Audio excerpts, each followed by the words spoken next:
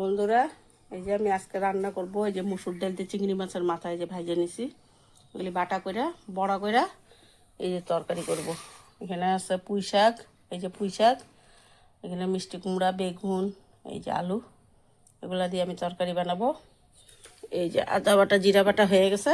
বন্ধুরা, আজকে আমি একটা টমেটো বাইটে দিছি পাটা, তা আমি সব এগুলো বাইটে নিই, তারপরে রান্নার সময় আমি দেখা। চিংড়ি মাছের মাথা আর এই যে ডাল বাটা হয়ে গেছে। তা বন্ধুরা, হয়তো ভিডিওটা অল্প অন্ধকার আসতে পারে, কিন্তু আমাদের এখানে সকাল থেকে কারেন্ট নাই, খুব বৃষ্টি হয়েছে রাত্রে, কারেন্ট কেটে থেকে দিছে।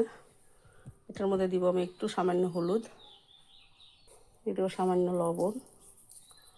এখন এটা মাখা আমি বড়া ভাজবো। বন্ধুরা, চিংড়ি মাছের মাথা কে কে খান?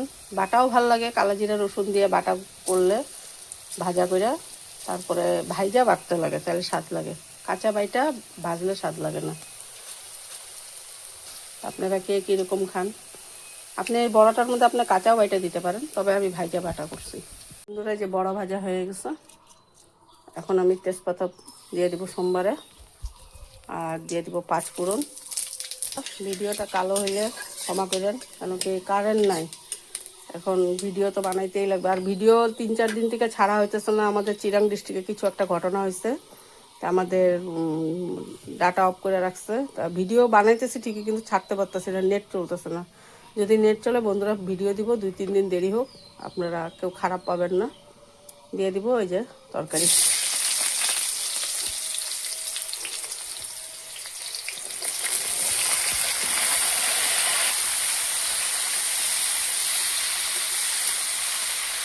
বন্ধুরা, একটু ভাইটা দিই। এখন হলুদ লবণ কিচ্ছু দিব না, হলুদ লবণ মশলা একবারেই দিব। বন্ধুরা, অন্ধকারের জন্য বোঝা যায় না, তরকারির কালারটা কিন্তু খুব সুন্দর হয়েছে। আমি নামায় আপনাদের আলোতে নিয়ে আপনাদেরকে দেখাবো। এখন আমি বড়া দিব। আর এই তরকারিতে বন্ধুরা আমি মিষ্টি দিব না, কেন কি এটা মাছের মাথা দিয়ে না, চিংড়ি মাছের, ওই জন্য মিষ্টি দিব না। কিন্তু এরকম নিরামিষ তরকারি বানালে আমি মিষ্টি দিই, ভালো লাগে। এমনিই মিষ্টি হয়ে যাবে, অনেক মিষ্টি কুমড়া দেওয়া আছে।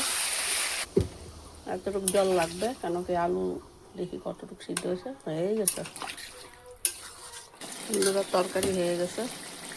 ধনিয়া পাতা দিয়ে নামায় দিব, নামায় দেখাবো আলুতে নিয়ে। কোনোদিনও ধনিয়া পাতা খাই নাই, তবে বড়া দেওয়া আছে বলে মাছের, ওই যে ধনিয়া পাতাটা দিলাম। বন্ধুরা, এই দেখি তরকারি, বললাম না অন্ধকার, ভিতরে দেখা যায় না। এই যে পুঁই শাকের বড়ার তরকারি হয়ে গেলো, দেখেন কি সুন্দর কালার আসছে। তা বন্ধুরা, কার কার এরকম তরকারি ভালো লাগে আমাকে কমেন্টে জানাবেন।